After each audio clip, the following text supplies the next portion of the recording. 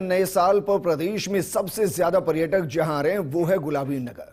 यहां पर स्मारक, मंदिर, झील, संग्रहालय तो हैं ही, साथ ही वाइल्ड लाइफ सफारी एक उभरता हुआ आकर्षण साबित हो रहा है। जयपुर देश का एकमात्र ऐसा शहर है जहां 2 लेपर्ड और एक लायन सफारी और हाथी सफारी है। वाइल्ड लाइफ टूरिज्म और वाइल्ड लाइफ मैनेजमेंट को लेकर DCF wild life Jagdish Gupta से खास बातचीत की हमारे एसोसिएट एडिटर निर्मल तिवारी।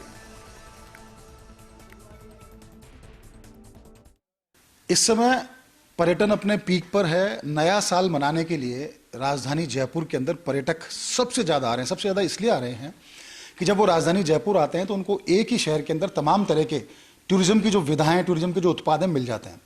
वाइल्ड लाइफ टूरिज्म के लिए यहाँ पर 2 लेपर्ड सफारी हैं, लॉयन सफारी है, टाइगर सफारी है, हाथी सफारी है, नाहरगढ़ बायोलॉजिकल पार्क है, जू है। मॉन्यूमेंट देखने के लिए तो सब कुछ है यहाँ पर। टेम्पल टूरिज्म के लिए सब कुछ है यहाँ पर। झीलें हैं। तमाम ऐसे पर्यटन के उत्पाद हैं जिनको लेकर जयपुर का आकर्षण पर्यटकों में सबसे ज्यादा है। लेकिन जो सबसे बड़ा आकर्षण बन के उभरा है कोरोना के बाद से, वो है वाइल्ड लाइफ टूरिज्म। हमारे साथ डीसीएफ वाइल्ड लाइफ जू जगदीश गुप्ता जी हैं। जगदीश जी, पहले तो बहुत बधाई, जिस तरह का आप लोगों ने मैनेजमेंट कर रखा है। इतना टूरिस्ट आ रहा है, उसको कैटर कर रहे हो आप। उसके बावजूद किस तरह की चुनौतियां, और टूरिस्ट का फ्लो इस बार जो बहुत ज्यादा है, तो क्या खास आकर्षण है उसमें? इस बार जो टूरिस्ट का फ्लो इतना अच्छा आ रहा है कि हम लोग खुद ही अचंभित हो रहे हैं कि यहाँ पर इतनी बार पहली बार हमको देखने को मिला।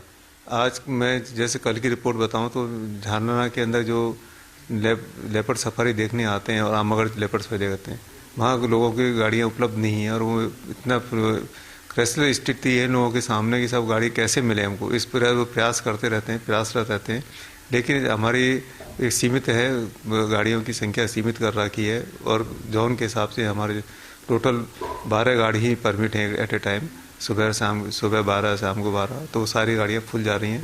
और इनके साथ साथ जो हमारे नाहरगढ़ बायोलॉजिकल पार्क में इतना अधिक टूरिस्ट आ रहा है। अब कल की लॉयन सफारी में 501 व्यक्तियों द्वारा सफारी की गई। Lion safari at a day, मतलब 501 व्यक्तियों द्वारा, पर्यटकों द्वारा लॉयन सफारी करने का हमारे लिए काफ़ी उत्साह की बात है। और लोगों के प्रति रुझान बढ़ा है कि वाइल्ड लाइफ का क्रेज लोगों में अच्छा बढ़ा है।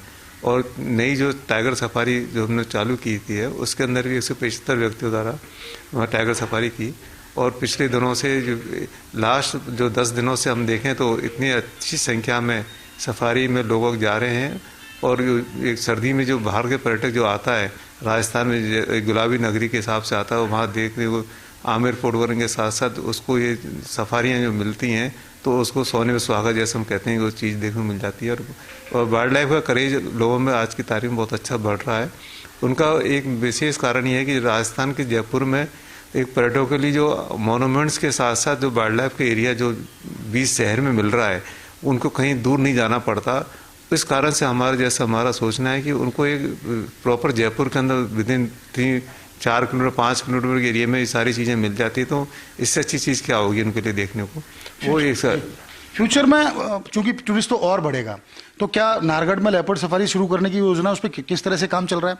साथ ही साथ यहाँ की जो सफारीज हैं, चाहे वो टाइगर सफारी हो, लॉयन सफारी हो, लेपर्ड, उसके प्रचार प्रसार के लिए पर्यटन विभाग या दूसरे विभागों के साथ कोऑर्डिनेशन की कोई योजना है जिसमें जेडीए भी शामिल है, जिसमें दूसरे विभाग भी शामिल है?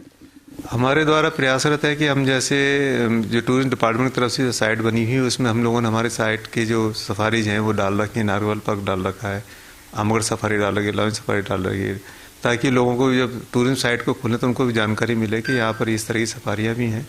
और हम जितने टूर ऑपरेटर्स हैं उनसे भी रिलेटेड मीटिंग भी हम लोग उनसे कर रहे हैं, उनसे बात कर रहे हैं कि यहाँ की जो वाइल्ड लाइफ के जो क्रेज है उन लोगों को जानकारी मिले। वो अधिक से अधिक जो बाहर से टूरिस्ट ऑपरेटर्स उनको लेके आते हैं टूरिस्ट गाड़ियों को, तो उनको भी यहाँ का जो बात वाइल्ड लाइफ के बारे में उनको जानकारी पूर्ण हो। तो इसका हमारा पूरा प्रयास है।